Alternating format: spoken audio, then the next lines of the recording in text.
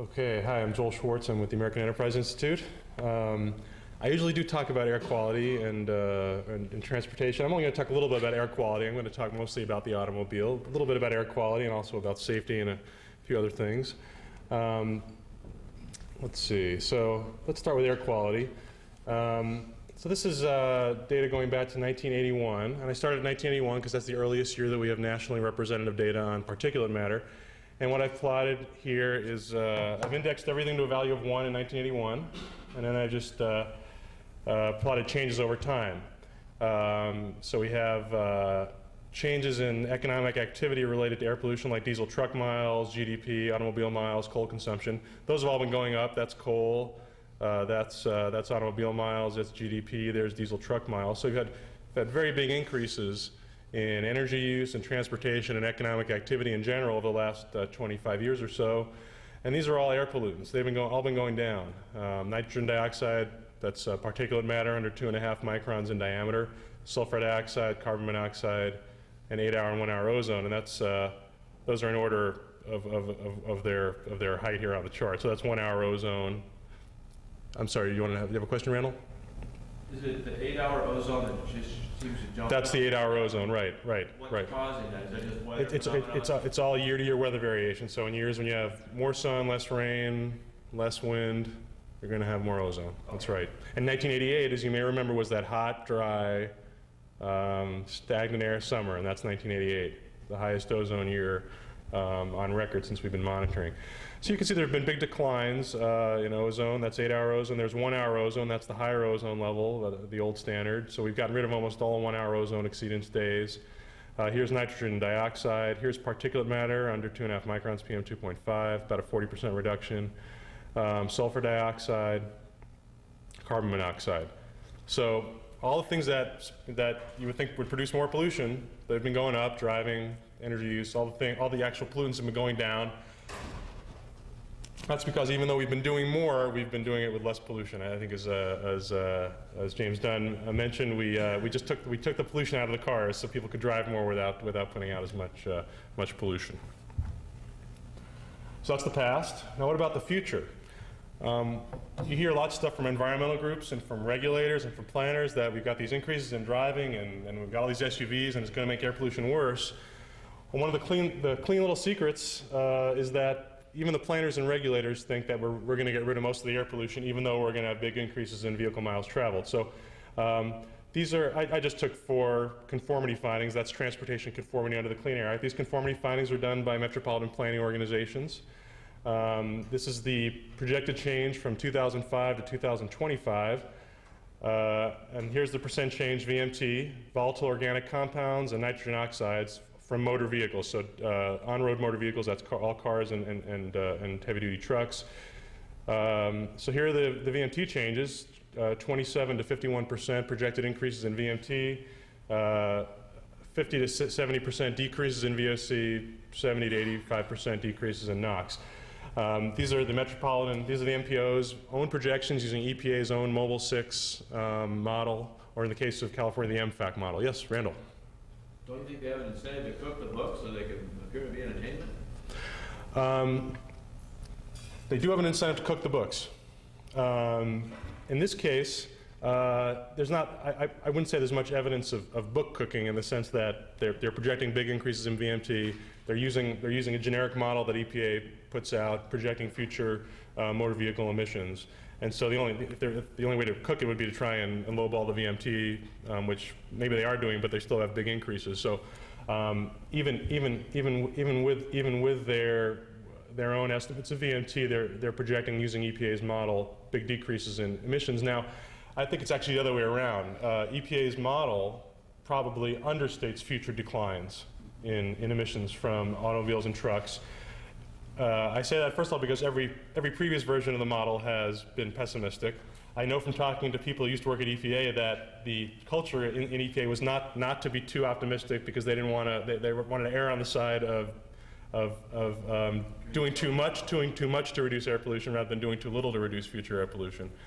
They don't have any choice but to use EPA's model. They don't have any choice, except in California, where we get to use our own model called MFAC instead of Mobile 6, and that's the San Francisco Bay Area projection. You can do this with any city, by the way. You get the same, pretty much the same results. So even the regulators are projecting large increases in VMT, large decreases in pollution. Oh, and the final reason why I think we have good evidence that emissions are going to drop even more than these bars would suggest is that if you compare Mobile 6 estimates for the 1990s and the last few years compared to on-road measurements, Mobile says emissions are declining more slowly than they're really declining. And second of all, if you look at Mobile 6's estimates for emissions of newer cars relative to older cars, Mobile overstates the emissions of newer cars relative to older cars. And so once again, that tells you that the model is probably understating future declines in emissions, because the newer cars are actually cleaner than Mobile says, and the older cars are actually dirtier in a relative sense than Mobile says. So this is an important thing that regulators and policymakers don't really explicitly talk about. It's in the conformity findings, but you won't see, or you'll rarely see regulators or planners admitting this in public, that even they're saying we can have big increases in driving and still have big decreases in air pollution. Another little secret that most people don't know about and don't ever hear about is that we actually do have some long-term air pollution records. And in fact, Harold showed PM, particulate matter levels in the 1950s in Georgia going down in the 1950s and 60s before the Clean Air Act in 1970. We have some data in Pittsburgh. We have a trend in Pittsburgh going back to the early 1900s. We have Chicago, Cincinnati, New York. This is particulate measured as dust fall. This is before we had ways to monitor what was actually in the air. What they do is set up collection boxes on roofs in cities, and they'd measure dust fall, tons per square mile per year, or tons per square mile per month, or something like that. This is from a paper that was published in 1970 in the journal EOS, which is the Journal of the American Geophysical Union. It was published by researchers from the National Air Pollution Control Association, which is the forerunner of EPA's Office of Air and Radiation.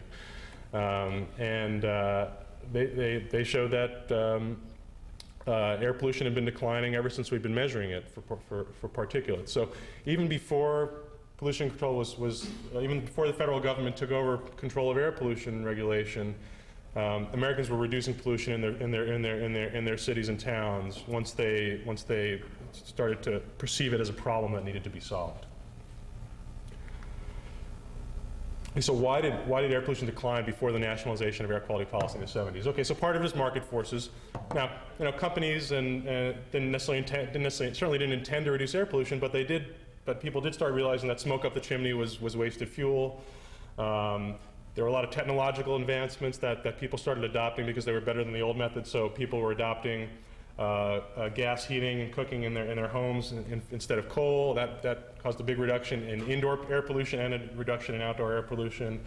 The ability to start transferring electricity over long distances on wires allowed us to put power plants closer to the mines and outside the cities. So that reduced air pollution in cities.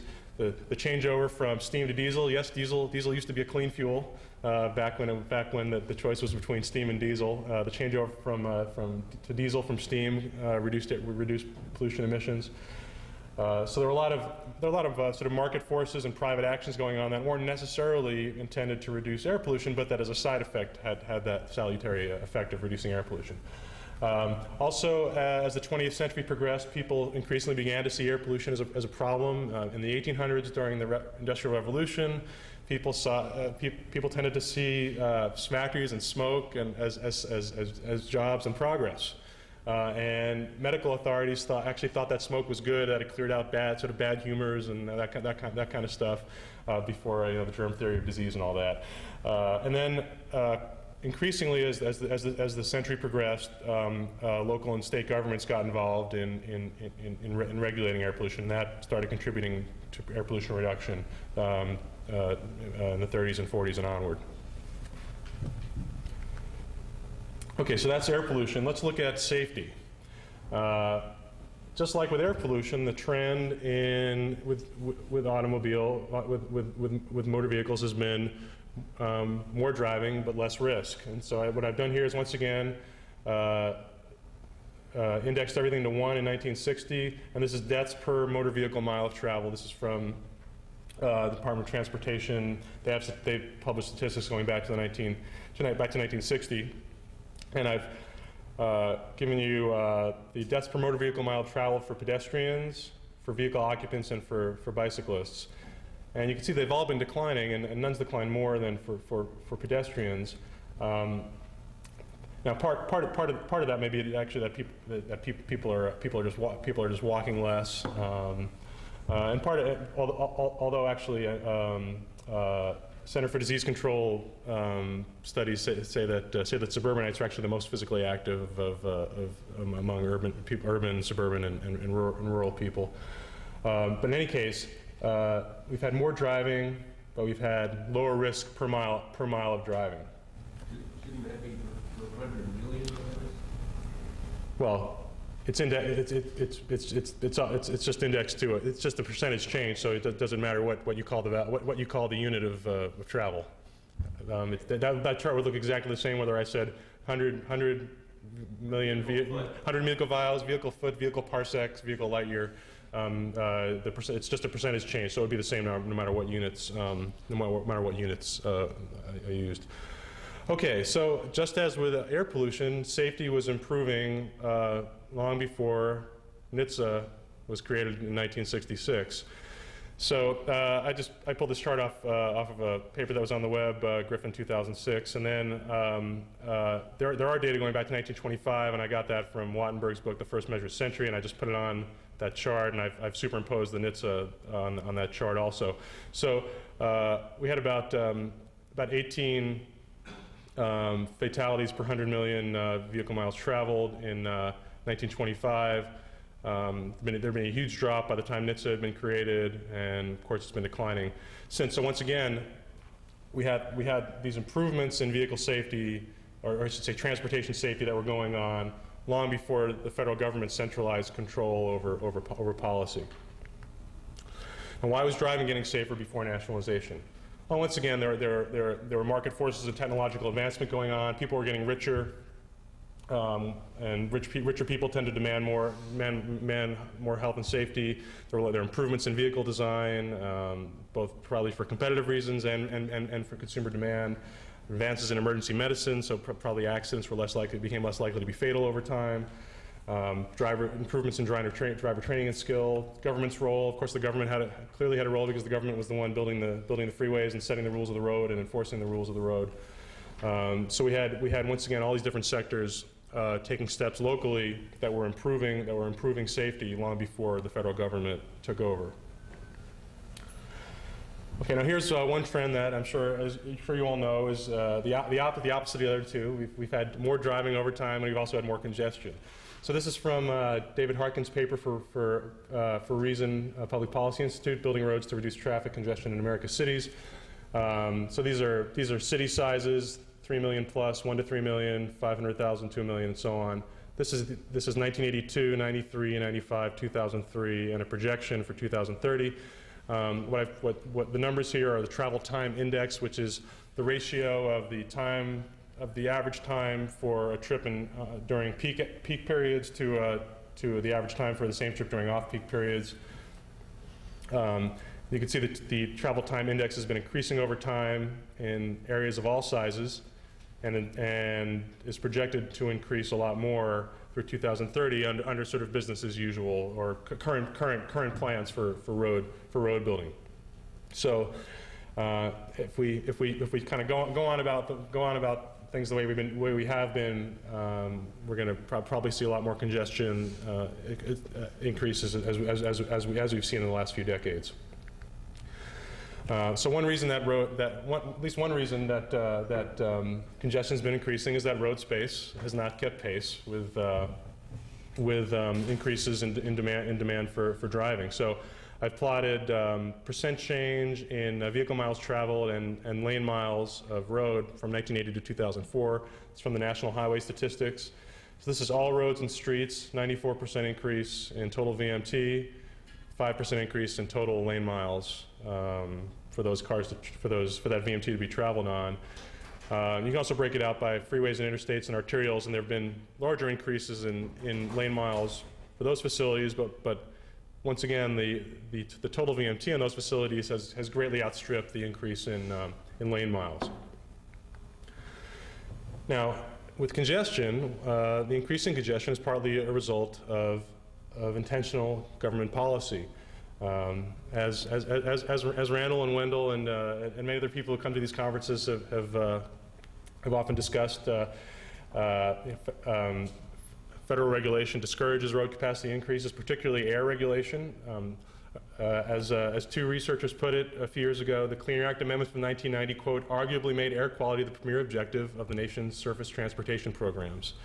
Essentially, the Clean Air Act amendments, under the guise of clean air policy was hijacked in order to pursue other agendas, including what's now become called smart growth, but essentially an anti-automobile, anti-suburb agenda of environmentalists and planners.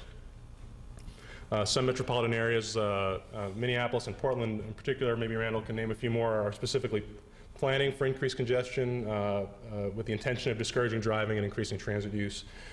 Of course, a lot of road user fees have been diverted towards public transit. Now, one of the points I wanted to make by showing you what was going on before nationalization of safety policy and before nationalization of air quality policy was that at the very least we can say that that nationalization wasn't necessary. Air quality was improving in American cities before the Clean Air Act, despite claims at the time that states were racing to the bottom to attract jobs and industry and weren't worrying about air quality. In fact, they were racing to the top of the quality of life because the people who lived in those cities wanted cleaner air, and they were delivering it at the local level before the federal government got involved. So we had these private actions in the market. We had local government actions. We had common law court cases and so on that were improving air quality. We had automobile safety improving before the federal government got involved. So at the very least, we can say that it wasn't necessary. It's almost certain that safety and air quality would have continued to improve even if the federal government hadn't taken over. But it wasn't a wash to have the federal government do it instead of having it happen more organically by local processes, because the federal system also causes a lot of collateral damage. I talked about one already, the hijacking of the system to pursue other agendas, large administrative costs from the huge federal bureaucracy that was created around clean air regulation. I'm going to focus on air regulation for the rest of this talk. That federal air regulation is very process-focused, not results-oriented. Favors unnecessarily expensive and ineffective or counterproductive measures. I'll talk more about each of these. And it also created regulatory bureaucracies with incentives that were at odds with the interests of Americans' welfare. So, in terms of hijacking air quality regulation to pursue other goals, lots of examples. Here's just a few. We have to have ethanol in our gasoline. That's done under the guise of air quality, but actually putting ethanol in gasoline makes cars higher emitting. So it makes air quality worse, even though it's claimed to make air quality better. It does reduce carbon monoxide, but we don't have a carbon monoxide problem anymore. But it increases volatile organic compound emissions, which helps increase ozone and particulates. So ethanol is making air quality worse under the guise of air quality improvement, and it's happening because it takes money from motorists and puts it in the pockets of agribusinesses, corn agribusinesses. Transportation linkage and transportation conformity and the CMAQ program and so on is there to promote anti-suburb, anti-automobile policies that, of course, are now called smart growth.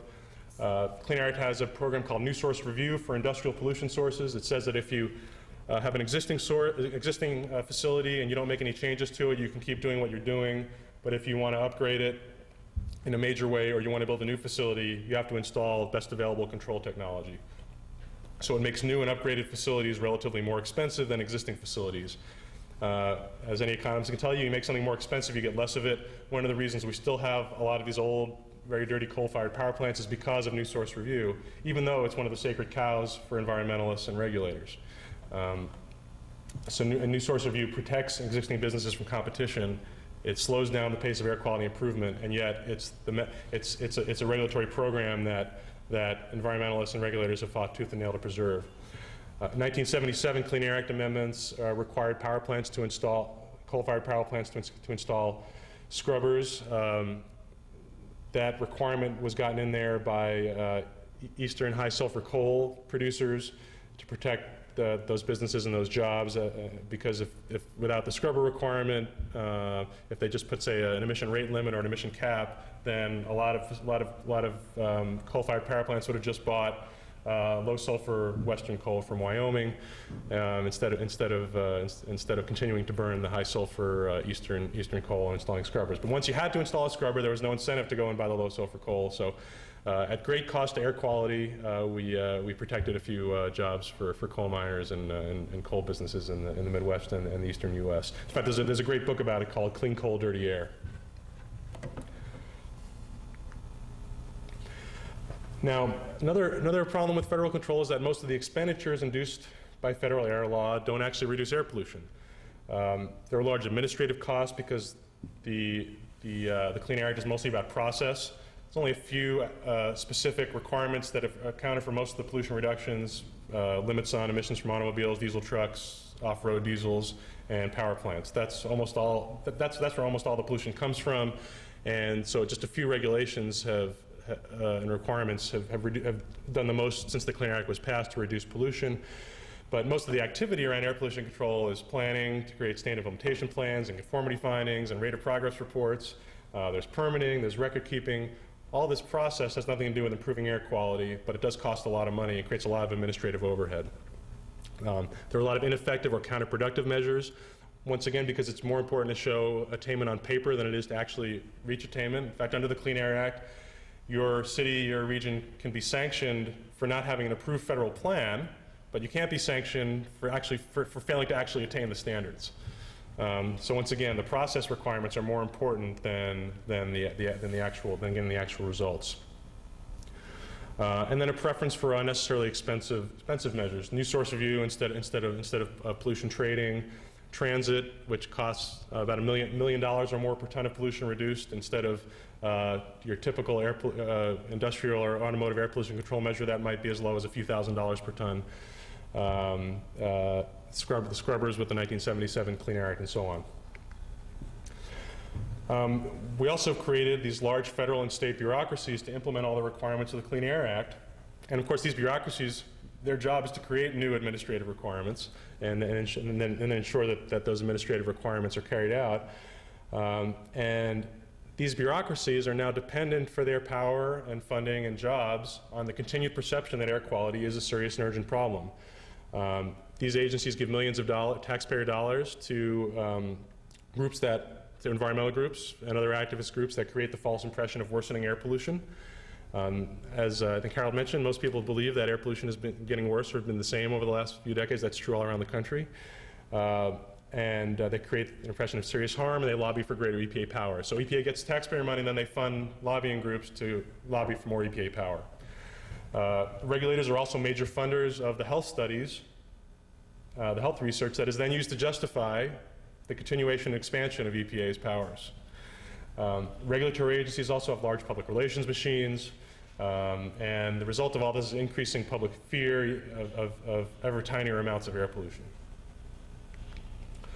Just a quick couple of slides on health effects. This is from California. This is the asthma prevalence rate right off this axis in California from 1984 to 2002. These are all the pollutants that we measure a lot more pollutants than these. Every pollutant we measure is going down. I just put 4 on this graph. Particulate matter under 10 microns, ozone, carbon monoxide, nitrogen dioxide. Every pollutant we measure is going down, asthma is going up. Yet once again, regulators and activists create the impression that air pollution is a cause of rising asthma. It's just not plausible. Clean air is the cause. That's right, yeah, unless cleaner air causes people to develop asthma, that's right. Now, another little secret is that EPA itself predicts, at least they implicitly predict, tiny benefits from reducing ozone. Here's EPA's estimate of the percent of acute health effects avoided by going from ozone in 2002, which was the highest year out of recent years, down to full national attainment of the 8-hour ozone standard. Mortality, respiratory hospital admissions, asthma ER visits. Those are the percentages. A few tenths of a percent. Actually, I was generous because I took EPA's numbers and multiplied them by 5 on the assumption that there was no threshold for the effects, so that even if you reduced ozone from levels already below the standard, you'd still get health improvements. So even EPA predicts these numbers, but you won't see these numbers in any EPA report. What they do is they tell you, we're going to get rid of 1,000 respiratory hospital admissions. And in one report I found, they actually did give you the underlying rate of respiratory hospital admissions overall in the population. So if you multiply that by the total population, you get the total number of respiratory hospital admissions in the US. So you divide their 1,000 by the total, and you get a few tenths of a percent. So EPA never tells you the percentage improvement, because if they did, then people would realize that air pollution, even by EPA's own estimates, is a tiny factor in Americans' health. Okay, so much for health effects. Now, federal and state environmental bureaucracies also have missions and goals that are often at odds with the interests of and welfare of the people they're supposedly serving. So we have air quality as the justification for the creation of all these regional planning agencies to do conformity and transportation planning. And yet these agencies exist largely to implement national anti-mobility and anti-suburb policies. So the Clean Air Act was the impetus for creating these MPOs that have then acted against the interests of regional mobility for the people they're supposedly serving. These agencies keep people in a state of fear, whether warranted or not. Central top-down control, standards and regulations that have to be met regardless of any other trade-offs that have to be made in order to meet those standards, regardless of the benefits of those standards. The one-size-fits-all national policies, they don't make any use of local knowledge or circumstances. So all of these things end up imposing large costs for very low benefits. So the large point of my talk is these risks of central planning. We had a system that was actually improving air quality and other things that were important to us, both because of market forces and because of actions at more local levels that were more connected to the people that were being served, and that made those actions more relevant to the needs to needs and to local circumstances, rather than the federal top-down bureaucracy. It's not that the government can't do anything right, but because, as I said, part of the improvement in safety, for example, was government agencies that progressively learned how to build safer roads, and local government action to reduce air pollution, and also more property rights approaches through common law courts and so on. But before the federal takeover, the government mainly had a complementary role to the market. And both private and public action evolved gradually. It was decentralized, so lots of things were happening at the local level based on local circumstances and local knowledge. Whereas with the federal regulatory system, we have the centralized control. It's one size fits all, and there's no competition among jurisdictions. So if the federal government does something bad, we're all stuck with it. So we've evolved to this system where everyone thinks we wouldn't have any of these benefits without federal control, and yet federal control has created all these nasty side effects that very few people are aware of. Now, why are so few people aware of these nasty side effects? First of all, it's a matter of what is seen and what is not seen. That was the name of an essay by Frédéric Bastiat, a French economist and journalist in the 1800s. And we see the actions of the regulatory agencies, so we feel like they must be doing something good, but we don't see all of the evolutionary improvements that happen through market forces and through incremental local government actions. So it looks like when we see the regulatory agency doing something, we don't see anybody doing something when the market works, because it all happens behind the scenes without any fanfare, and it happens incrementally and slowly over time. And we see the regulatory measures implemented, and we assume they're effective because they impose the regulation, like the smog and inspection and maintenance program, or they're doing transit to reduce air pollution. But we don't see whether they're actually really effective or not, because we can't see the air quality, we can't see the emission reductions. We also don't see the less expensive alternatives that might have been implemented in their place, because those never get talked about. And we certainly don't see what might have happened without federal control, because that's a counterfactual that just didn't happen. The federal government did take over. Bureaucrats have a lot of conflict of interest. I mean, the way EPA works is akin to a private business that had the power to decide how much of its product you would buy. and was then able to audit its own books to tell you how effective it was doing its job. It's something that we never accept in a publicly traded corporation, but we accept this from regulatory agencies routinely. And most people don't know about what happened before regulation. When EPA puts out its pollution trend charts, it goes back to 1970 and stops. Because nothing, with the implication being that nothing was happening before 1970 when EPA stepped in to save the day. Okay, so what would improve regulatory policy? Well, these are all pie-in-the-sky changes that have very little chance of getting implemented, but I think we'd be a lot better off if we moved environmental decisions back to the state and local level, except in a few cases that are truly interstate issues. Now, of course, there's no guarantee that this would make things better everywhere and always. California is in fact, just a smaller version of the current federal system with a lot of top-down control and a lot of bad side effects at the local level. But at least there would be competition among jurisdictions, and we wouldn't all be stuck with one approach that may be a bad approach. And also the people who are making the rules would be the legislators making the rules would be closer to the people that have to carry out those rules, and so they might have more of an incentive to make rules that take account of real people and their real needs. Very important would be to prevent the delegation of lawmaking authority to administrative agencies. Instead, requiring elected legislators to make the tough decisions and therefore be accountable for them. One of the reasons why we have the regulatory system we have and not a results-oriented system is because legislators can just legislate ideals. The Clean Air Act says you'll protect public health with an adequate margin of safety, whatever that means, and then EPA has to do all the actual real lawmaking. They're called regulations, but they're really laws. They're rules that people have to follow. And if legislators had to vote vote on the record for the duties that they're imposing on their constituents, they'd probably be a little more careful about what duties they actually imposed. And then also moving back toward a more common law-based approach for environmental protection. Instead of having third parties be able to step in and nose into other people's business to have standing to sue, you'd have to demonstrate real harm to yourself. Remove the ability of third parties to exercise that kind of control over other people's lives and property, and that the remedies should redress real harms rather than the way the system works now is where most of the penalties that get imposed by environmental agencies are not for any alleged harm, but simply for violating some administrative requirement in a permit or in a regulation.